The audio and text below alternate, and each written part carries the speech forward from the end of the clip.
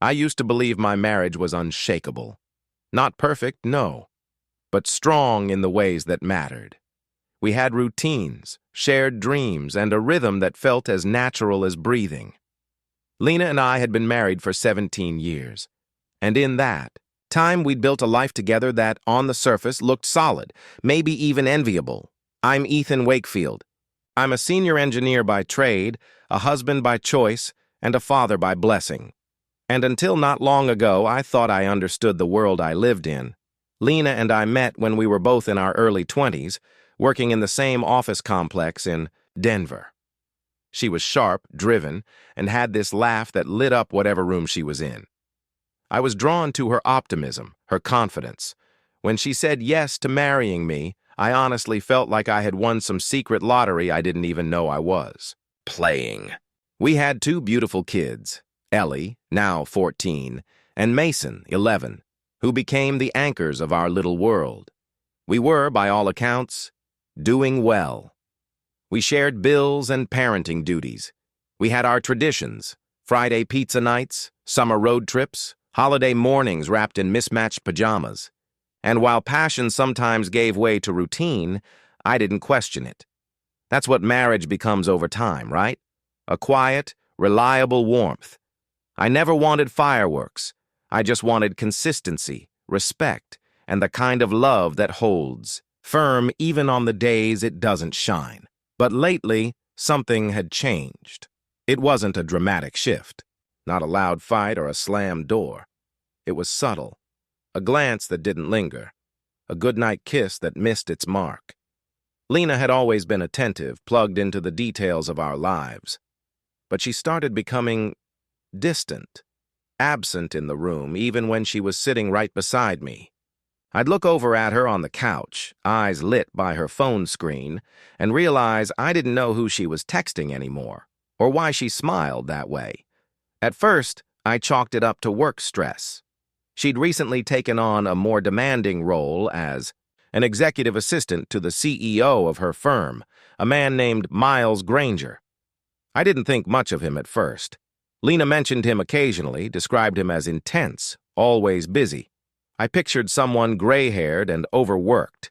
It didn't occur to me that someone like that might become a wedge between us. Still, I ignored the whispers in my gut. Marriage, after all, is about trust, and I trusted Lena. I trusted our history, our children, our vows. I trusted the nights.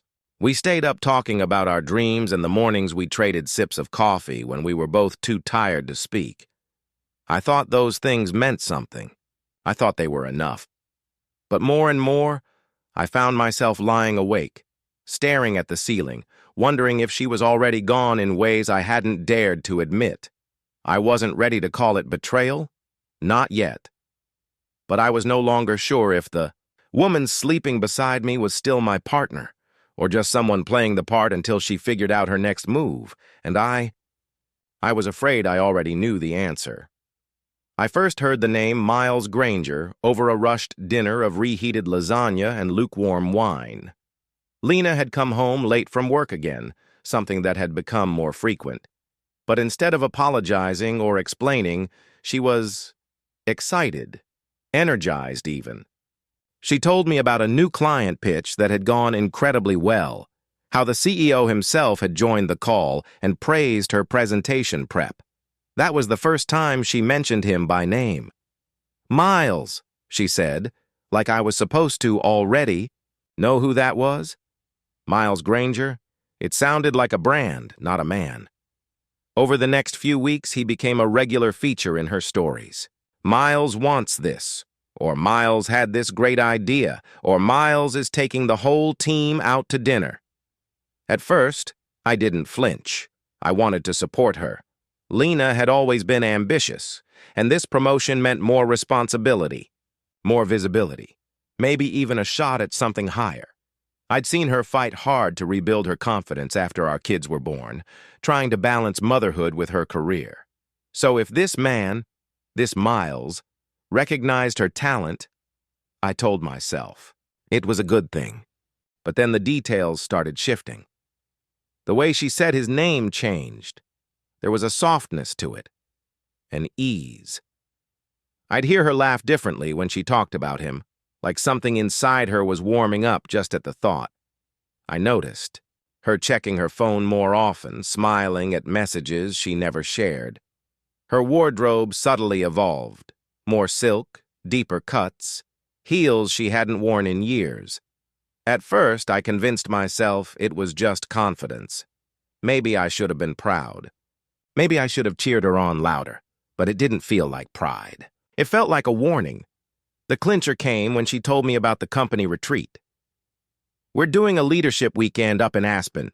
All the senior staff and exec assistants.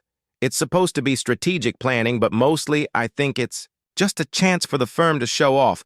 She said it like it was no big deal. Like it wasn't strange that she'd be spending 3 days in the mountains with her boss and a hand-picked group of top employees. I asked if spouses were invited.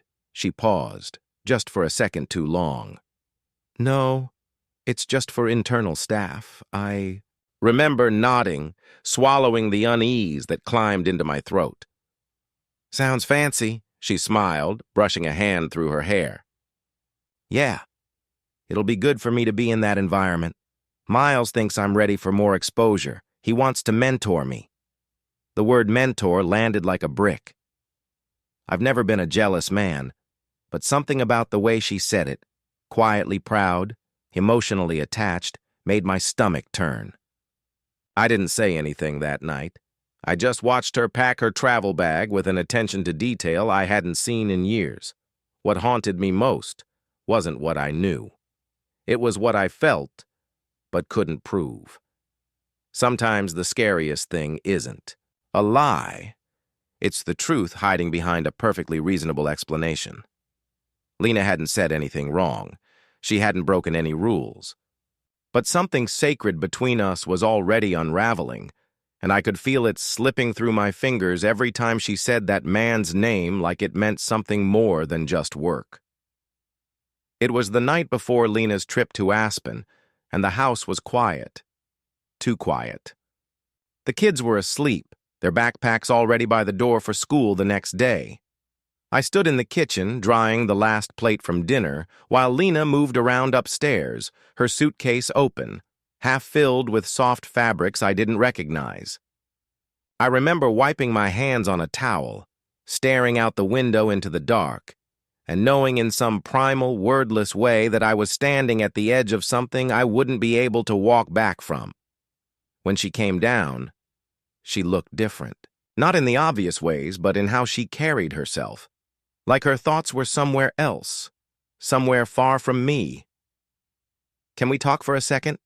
she asked, her voice calm, a little too neutral. I nodded, heart already starting to beat faster. She sat across from me at the dining table, folding her hands in front of her like she was preparing for a negotiation. "I've been thinking a lot about us," she started. "About marriage. About what it means after so many years." I kept my eyes on her, saying nothing. I already didn't like where this was going. She continued, choosing her words carefully, like each one might detonate if handled wrong. "I've been reading about this idea, how couples evolve over time, how the definition of commitment can shift, and that sometimes being open to change is what actually keeps a relationship alive." I didn't respond. I couldn't. My mind was trying to keep up, to understand where she was leading me. "I'm not saying I don't love you," she said quickly. "This isn't about that. It's about freedom, about growth, about letting go of ownership over each other and choosing to love in a way that's less confined." I stared at her, stunned. "Are you saying you want an open marriage?" She exhaled. "I think it could be healthy, for both of us. A chance to reconnect with who we are outside of this structure we've built. I mean, we've been together almost 2 decades. Maybe it's time to explore what it means to love each other without holding each other back." It was absurd. It was surreal. I felt like I was watching someone else's life unfold from across the room. "You've already started," I said quietly. I didn't ask. "I knew." She flinched, just slightly. That's not fair. I shook my head. No, what's not fair is springing this on me the night before you leave for a trip alone with your boss, the same man you've been talking about like he walks on water. Lena looked away, her jaw tightening. I'm just trying to be honest. Honest would have been telling me before the hotel was booked, before your bags were packed. She didn't answer, and in that silence, everything became clear. The woman I married, the one who once cried at our wedding vows, who whispered promises in the dark about growing old together, was gone. In her place sat someone I didn't recognize, someone who used words like growth and freedom as shields for a truth too ugly to name. I stood up slowly. Have a good trip. She reached out as if to stop me, but I was already walking away. That night I lay in bed staring at the ceiling, listening to her zipper her suitcase closed. We were evolving, she had said, but what she really meant was that she was already gone. The morning Lena left for Aspen, I stood at the door watching her drive away. She didn't look back. Just a quick wave through the windshield, a practiced smile, and she was gone. The house was still for a long time after, quiet in a way that felt unnatural, like the air itself was holding its breath. I sat on the edge of our bed, the sheets still warm where she had slept beside me just hours earlier. I wanted to believe. This was just a phase, some emotional misfire that we could correct with time and patience, but something deeper had already shifted. I could feel it in my bones. The space between us had been filled with rehearsed words and unspoken truths, and I was done pretending I couldn't see through them. So I made a decision. Not out of rage, not even out of hurt, out of clarity. That afternoon, I drove to a specialty electronics store on Colfax Avenue, the kind that didn't ask questions if you paid in cash. I bought 3 miniature surveillance cameras, ones that looked like air purifiers complete with blinking LEDs. I picked up 2 high-end audio recorders, small enough to slip into a purse lining or behind a bookshelf. I even grabbed a couple of motion-activated plugs and synced them to an automation hub I could monitor remotely. By the time the sun went down, I had already installed the first camera above the bookshelf in the living room, another in the bedroom, nestled discreetly inside a smoke detector casing, a third in the kitchen light fixture. The microphones I placed with even more care, one tucked behind the console table in the hallway where Lena took most of her phone. Calls, one inside her car's glove box, and the last sewn into the lining of her favorite work tote. Everything fed into a private cloud I encrypted with multiple layers of security. I gave the folder an unassuming name, Mason Math Practice, and buried it behind layers of decoy files and password-protected archives. No one knew what I was doing. Not the kids, not even Caleb, my best friend, who usually saw right through. Me. I didn't want advice. I didn't want comfort. I wanted truth. And truth, I had learned, rarely arrives politely. It must be invited, uncovered, sometimes dragged into the light. Later that night, I sat in the living room and stared at the monitor as the cameras went live for the first time. The grainy black and white feed from the bedroom blinked into view. Empty. The living room was still, the kitchen too. Everything looked exactly as it should, and that was the scariest part, because I knew that when it changed, when something happened, it would be subtle. It wouldn't look like betrayal. It would look like someone pouring a second glass of wine. A lowered voice, a quiet laugh. It would look like nothing, and yet it would mean everything. I didn't want to be a man driven mad by suspicion, but I also couldn't be a fool with his head buried in the warmth of memory. Something was off. Lena had changed. And whether it ended with heartbreak or with clarity, I needed to know which version of her was real now. So I waited. Not with anger, not with hope, but with a stillness sharpened by purpose, because if trust was broken, I wanted to see the pieces for myself. The first 12 hours passed with nothing but stillness. I sat in the quiet hum of our home, watching grainy surveillance footage flicker across my laptop. Lena had arrived in Aspen by mid-afternoon, according to the location tracker I'd quietly enabled through a duplicate login on her phone.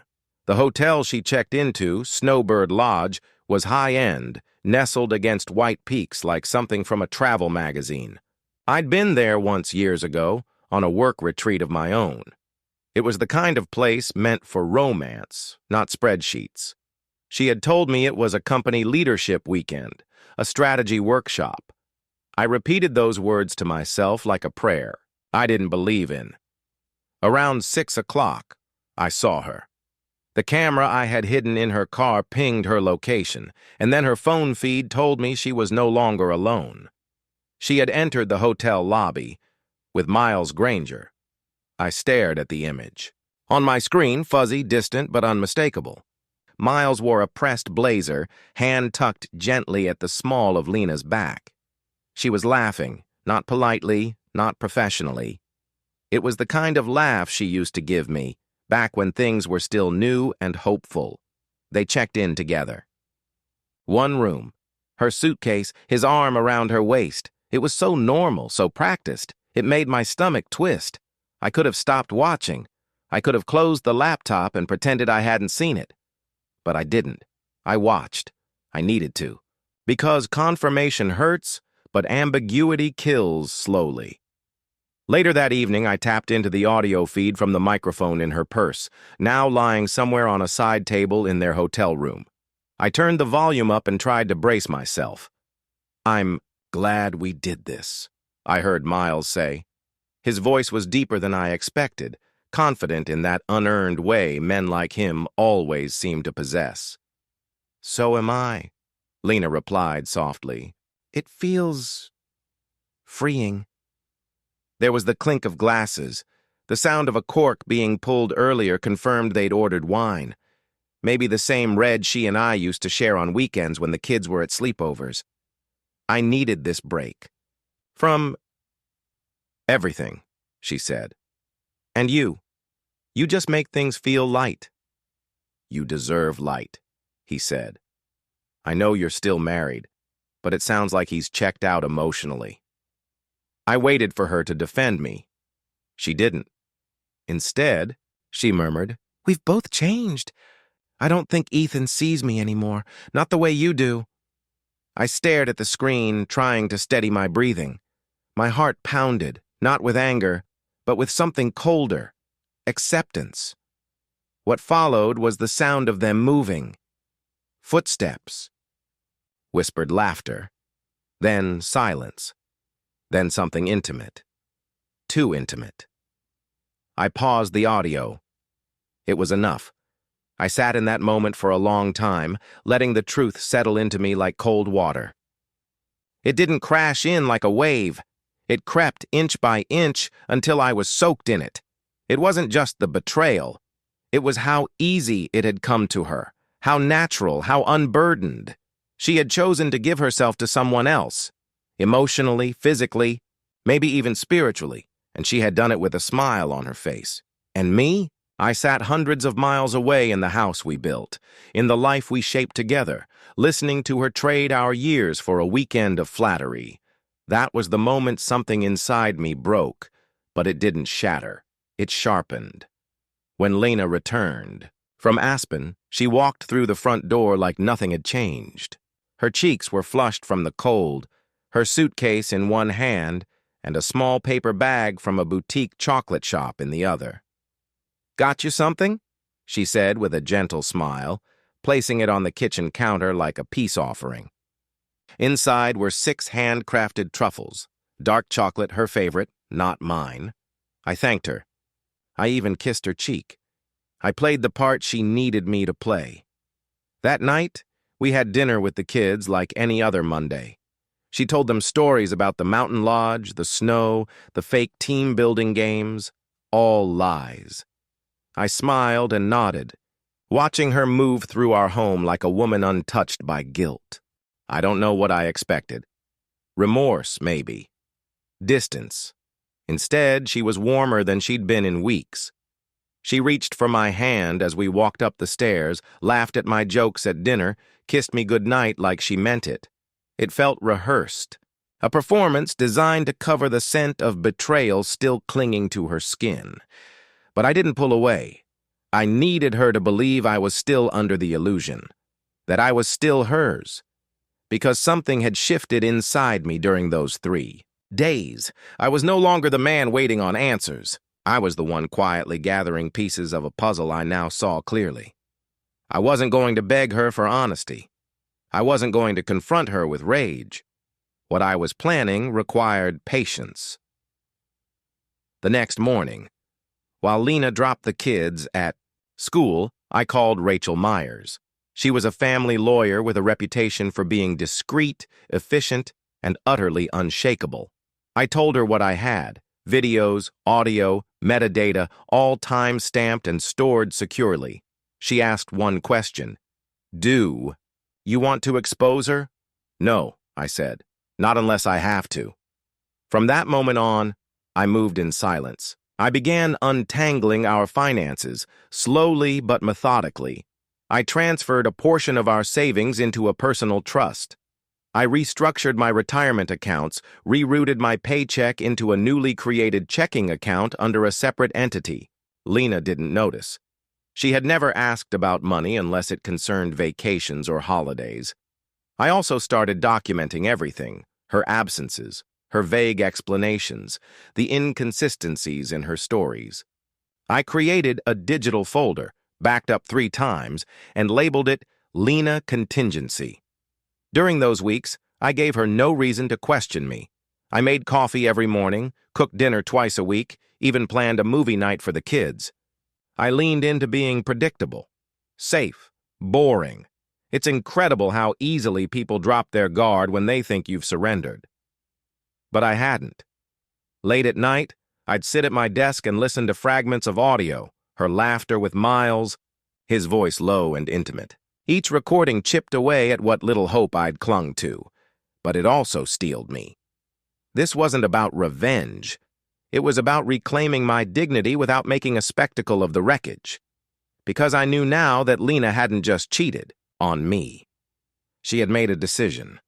She had stood at a crossroads between honesty and indulgence and chosen the path that destroyed us both. I wouldn't give her the satisfaction of knowing how deeply she'd wounded me. Instead, I would do what I'd always done: build something quietly, with purpose. Only this time, it would be a way out. I invited Lena and the kids to Lake Granby on a whim. Or at least, that's what I let her believe. It had been years since we'd gone, but the place still held echoes of who we used to be. I remember thinking if I had to end this chapter of my life, I wanted it to happen somewhere honest, somewhere that had once meant something real. She was hesitant at first. "A weekend away?" she asked, stirring her coffee like she was calculating the risk. "With everything going on?" "It's just us," I said. "No pressure, just space." She agreed, maybe because she sensed I wasn't asking. We left Friday afternoon. Ellie brought her sketchbook, Mason his fishing gear. I packed light and drove the whole way without turning on the radio. I needed the silence to hold together the version of myself I had become. Composed, resolved, not vengeful, but no longer afraid. The cabin was small but warm, tucked between tall pines with a deck that overlooked the lake. The water was still half frozen, catching light in a way that made it look like glass under tension. We spent the day unpacking, making grilled cheese sandwiches, laughing over board games. For a while, it almost felt like before. Lena relaxed. She let her guard down, and I let her, even as every touch, every smile from her felt like a cruel echo of something she had already given away. That night, after the kids were asleep, I asked her to join me on the deck. It was cold, and she wrapped herself in a blanket as she stepped outside. The moonlight cast silver over the lake, and for a moment, she looked like the girl I once fell in love with. "We used to come here before we had anything figured out," I said. "We sat on these steps talking about what kind of parents we'd be, what kind of life we wanted." She nodded slowly, her breath visible in the air. We were so sure back then. I turned to her. Are you still sure of us now? She hesitated. I think people change. I reached into the pocket of my jacket and pulled out my phone. I didn't say a word, just tapped the screen and let the video play. The screen glowed between us, the sound low but unmistakable. Her voice, his voice, her laughter, the kind that used to belong to me. I watched her expression collapse in on itself. She didn't cry, not at first. She just stared at the screen like she couldn't believe it was her. When it ended, I said nothing. I didn't need to. I didn't mean for it to happen, she whispered. But it did, I replied. You chose it. She sank into the chair beside me, burying her face in her hands. It wasn't about him. I felt invisible, like I was slipping out of my own skin. And instead of reaching for me, I said, you reached for someone else. She looked up at me, tears streaking down her cheeks. I was afraid we were already broken. You didn't ask, I said. You just decided. The silence that followed was thick with finality. We stayed out there for a while, both of us staring into the lake like it might tell us how to undo what had been done. But there was no redemption in that cold reflection. Only truth. And I had already accepted it. The drive home from Lake Granby was quieter than the ride up. The kids napped in the back seat, worn out from the weekend. Lena stared out the window, her hands folded in her lap. We didn't talk about what happened on the deck. We didn't talk at all. But the silence between us wasn't empty. It was full of everything we both now knew. The next morning, I woke early and printed the divorce papers I had prepared weeks ago. I laid them on the kitchen table with a pen beside them. The air felt heavier than usual, like the house itself knew what was coming. When Lena came downstairs, she paused when she saw the envelope, her breath catching for just a second. I guess I should have expected this, she said, her voice barely above, a whisper. You deserve honesty, I replied. So do I. And I think we both know there's no way back from this. She sat down across from me, her eyes searching my face. I never planned to fall for him. I didn't go looking for it. But you let it happen, I said. And then, you chose to hide it. Her eyes filled, but I stayed calm. I had already lived through the heartbreak. This was the part that required strength.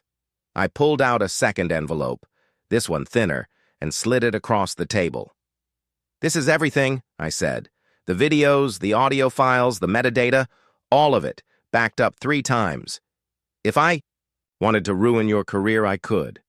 If I wanted to destroy your reputation, I have the tools. She stared at it, frozen. But I won't, I continued. Not unless you make me. She nodded slowly. I won't fight you. You'll sign the papers, you won't drag the kids into this, and you'll keep your distance from me unless it's about them. Tears finally spilled down her cheeks. What do I tell them? That's up to you. But you won't lie.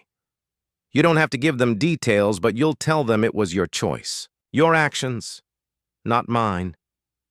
She picked up the pen with trembling fingers and signed each page. There was no hesitation, no drama, just quiet surrender. And maybe that was the hardest part to watch. The way she let go so easily, like she knew she'd already lost the version of me that once would have fought to keep her. I moved out 2 days later and into a short-term rental close to the kids' school. We split custody for the time being, but the kids stayed primarily with me. I kept the house, though it didn't feel like home anymore. It felt like a memory I hadn't figured out how to let go of yet. Lena returned to work, keeping her head down. I heard through quiet channels that Miles had distanced himself, citing company professionalism as a reason to reassign her. Whatever dreams she'd built in her head about him, it was crumbling just as quickly. I didn't gloat. I didn't text her. I didn't ask how she was coping. That part of me, the part that once needed to be her comfort, was gone. What remained was something colder, but maybe more honest. I had loved her with every part of who I was. But love, I've learned, doesn't survive betrayal. It survives distance. It survives change. But once someone hands your heart to someone else, even for a moment, it's never fully yours again. And I wasn't interested in pieces. Grief has a way of reshaping a man. It doesn't come all at once like people expect. It arrives in layers, in strange moments when you least expect it. Like reaching for 2 mugs in the morning instead of 1. Like pausing at the grocery store because you forgot she no longer eats with you. In the months after Lena and I separated, I found myself relearning the rhythm of a life I thought I already knew. I focused on the kids. Ellie started high school that fall, and I threw myself into being present for her in every possible way. Mason was quieter, more withdrawn than usual, but we took long walks together, fishing poles in hand even when we didn't catch a thing. Those hours on the lake became our new kind of therapy. Just water, silence, and space for truth to breathe. At night, when the house went quiet, I would sit by the window and think, not about what had happened, that part was settled, but about who I was now, that everything I built had been stripped down to its foundation. I wasn't just a husband learning how to be single again. I was a man trying to remember what he used to want before someone else's dreams took up all the room. That's when Naomi came into my life.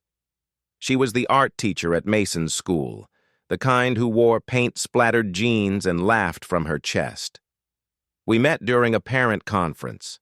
She spoke with warmth, with calm, and with a depth that wasn't trying to impress anyone.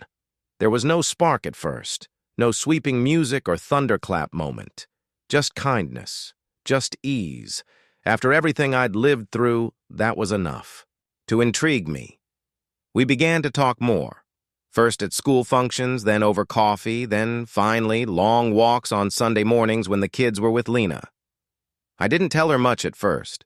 I didn't know how to explain the scars that hadn't fully healed, but she never asked for the whole story. She simply made room for me to show up however I was. Meanwhile, Lena's world dimmed. She kept her job but was quietly reassigned to a lower-profile position. Rumors circulated. People aren't as discreet as they think. Miles had already moved on.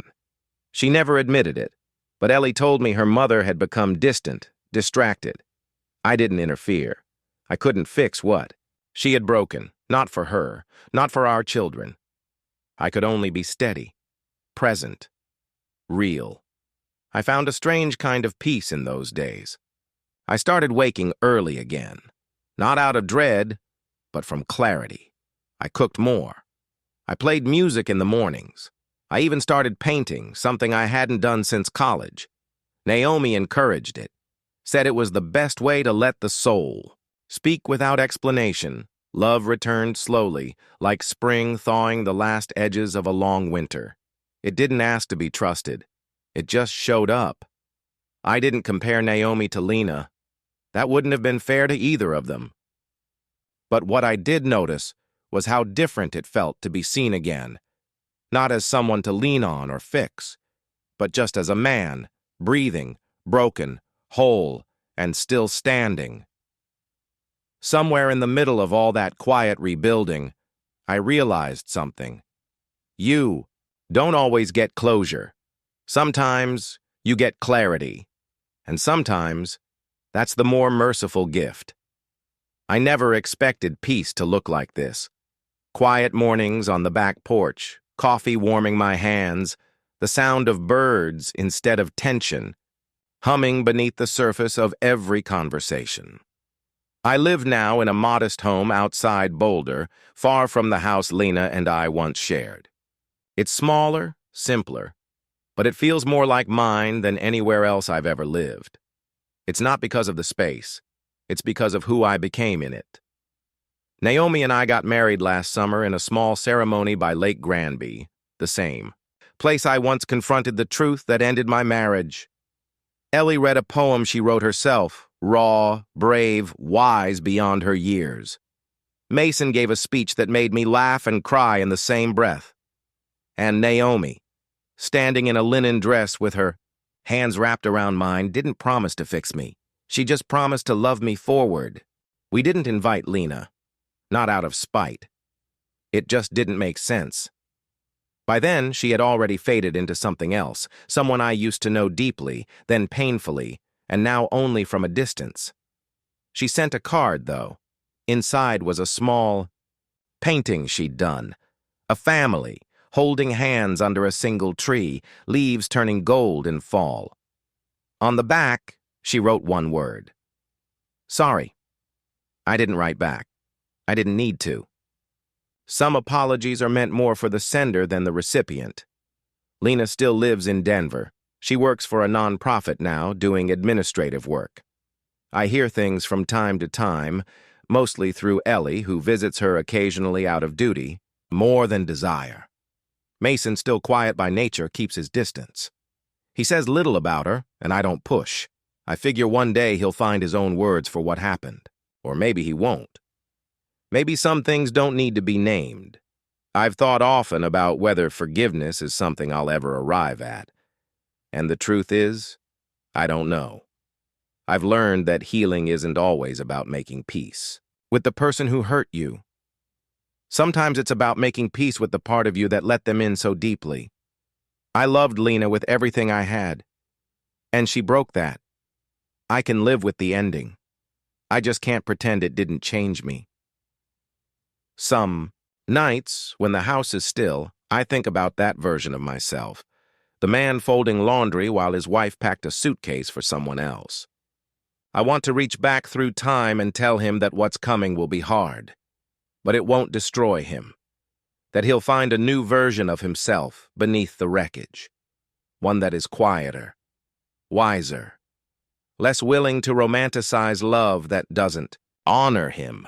I still believe in love, fiercely in fact, but not the kind that asks you to shrink yourself to fit someone else's emptiness. I believe in love that sees you as you are and stays anyway. Naomi does that. The kids do that. And for the first time in a long time, I do that for myself. This life I have now didn't come easy. It came through fire, through nights I thought would never end and truths I didn't want to face. But here I am, still standing, still choosing to show up with a heart that beats fully, not in spite of what I've been through, but because of it. And in that, I am finally free. Ethan's story is one of quiet strength, brutal clarity, and ultimately deep transformation. For 17 years, he lived in the comfort of a marriage he believed was built on trust and shared dreams. He loved fully, gave selflessly, and chose family over everything else. But when betrayal quietly crept into the life he built, Ethan didn't let it destroy him. He let it reveal him. Through the unraveling of his marriage to Lena, he discovered not just the pain of deception, but the resilience that lives in silence, the courage of dignity, and the healing that only truth can offer. He chose not to explode in anger, not to retaliate with destruction, but to reclaim his self-worth with grace. He planned, protected what mattered, and released what no longer did. He focused on his children, nurtured himself back from heartbreak, and eventually found love again. Not the fantasy kind, but the honest, grounding love that helps a man feel seen. And in doing so, Ethan gave us something rare, a roadmap for how to survive emotional collapse and still hold on to your integrity. The lesson here isn't just about infidelity. It's about learning when to let go of what no longer serves your peace. It's about understanding that forgiveness isn't always reconciliation.